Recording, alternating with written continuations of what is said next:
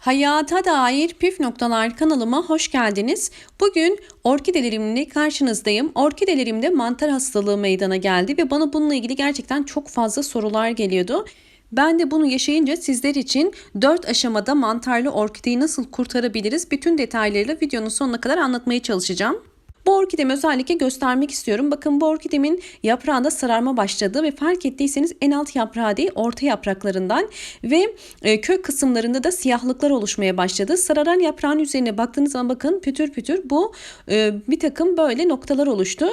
Bu orkidemizin mantar olduğu anlamına geliyor. Orkidenizin mantar olduğunu nasıl anlayabilirsiniz? Eğer ki yapraklarında sararma hızlı bir şekilde ilerliyorsa, gövde kısmında ve özellikle siyah noktalar, siyahlıklar başlamış ise bu orkidenizin mantar olduğu anlamına gelir.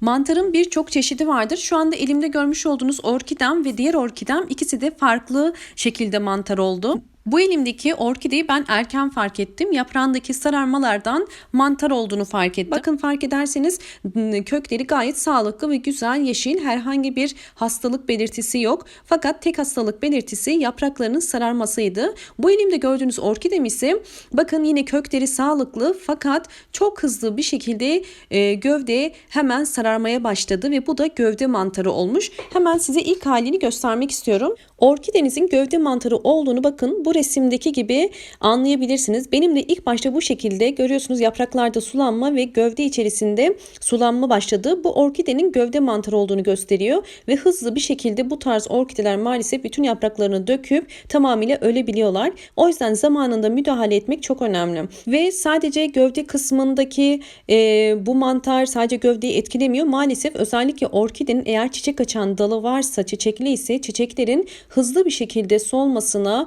ve çiçeklerini dökmesine sebep olabiliyor. Bakın bu orkidemde de göstermek istiyorum. Çok güzel çiçekliydi fakat çok hızlı bir şekilde hemen bir hafta içerisinde gördüğünüz gibi çiçekleri solmaya başladı ve gövde kısmında o sulanma giderek artarak yaprakların maalesef dökmesine sebep oldu. Orkidede mantarın en büyük sebeplerinden bir tanesi çok fazla sulamadan kaynaklanıyor. Çok fazla sulama yaptığınız takdirde köklerde çürüme başlar ve bu da zamanla gövdede bir takım siyahlıkların oluşmasına ve mantara sebep olur. O yüzden kesinlikle orkidelerinizi fazla sulamayın. İkinci önemli nokta ise yeni alınan orkidelerde çok fazla karşılaşılan bir durum. Özellikle orkide size gelmeden önce markette çok fazla sulanmıştır ve eve gelince de hemen tekrar sulamadan kaynaklanan, ortam değişikliğinden kaynaklanan bir takım sebepler orkidenizin bu şekilde hastalanmasına sebep olabilir. Şimdi sizlere hasta olan orkidelerimize nasıl bir çözüm yolu yapabiliriz? Bununla ilgili size 4 önemli püf noktadan bahsedeceğim. Bu elimde görmüş olduğunuz orkideyi bir tatlı kaşığı tarçın döktüm. Toz tarçın. Toz tarçın hemen orkidenin birkaç gün içerisinde o mantarını kuruttu. Ve gördüğünüz gibi bakın bu siyahlıklar aslında mantarın kurumuş hali. Özellikle bakın yaprakların uç kısmında böyle siyahlıklar varsa bu orkidenizin mantar olduğu anlamına geliyor. Ve daha sonra zaten kuruyarak dökülmeye başladı. Mantarı fark ettiğiniz anda yapmanız gereken ilk işlem orkideyi bu şekilde özellikle bütün siyah yerlerini çiçek dalının olmuş olduğu kök kısmına, gövde kısmına, görmüş olduğunuz gibi saksının özellikle üst hava köklerin üzerinde siyahlıklar varsa onun üzerine ve yaprak aralarına özellikle bol toz tarçın dökmenizi tavsiye ederim. Tarçın tavsiye etmemin nedeni ise çünkü tarçın her evde bulunabilen bir malzemedir. Normalde mantarlı bir orkideye bir fungisit içerikli mantar ilacının verilmesi gerekiyor. Fakat bu ilacı gerçekten eczanelerde bulmak çok zor. Fakat evimizde tarçını her zaman bulabildiğimiz için ve tarçının da biliyorsunuz ki en önemli özelliklerinden bir tanesi güçlü bir antioksidandır. En çok antioksidan içeren bitkilerden bir tanesi tarçındır. O yüzden tarçın eğer bir yerde mantar varsa bakın bu şekilde döktüğünüz zaman hızlı bir şekilde o mantarın kurumasına yardımcı olacaktır. O yüzden sizlere de tavsiyem yapmanız gereken ilk işlem bu şekilde mantar ilacı olarak tarçın kullanmanız. Şimdi orkidemin dalını da hemen kesip budama yapacağım. Çünkü bu orkidemin bütün çiçekleri solduğu için zaten mantarlı da olduğu için daha fazla gücü yok. Gücünün daha fazla almaması için hemen bir bakım yapacağım kısa bir şekilde. Budama yaparken özellikle şuna da değinmek istiyorum. Kesinlikle hasta olan orkidenize saksı değişimi yapmayın. Çünkü orkide zaten mantarla mücadele ettiği için eğer saksı değişimi de yaparsanız kısa bir süre sonra o saksı değişimi sonrasında kesmiş olduğunuz kökler hızlı bir şekilde çürüyebilir. İkinci önemli püf nokta ise hasta orkideye, özellikle mantar olan orkideye nem yağı kullanmak. Nem yağını aktarlardan bulabilirsiniz ya da internet sitelerinden bulabilirsiniz.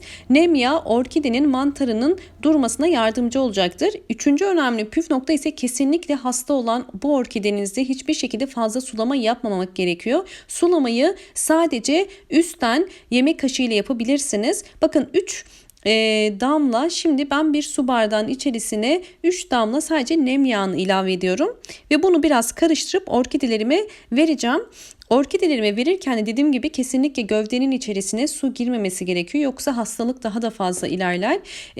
Bu tarz mantarlı orkidelerde kesinlikle daldırma usulü sulama yapmayınız. Sadece üstten 3-4 yemek kaşığı kadar üst kenarlardan bakın şu şekilde sulayarak orkidenin köklerinin sulanmasına yardımcı olun. Ve hemen bu sulama bittikten sonra en fazla 2 dakika bekletip hemen süzmeniz gerekiyor.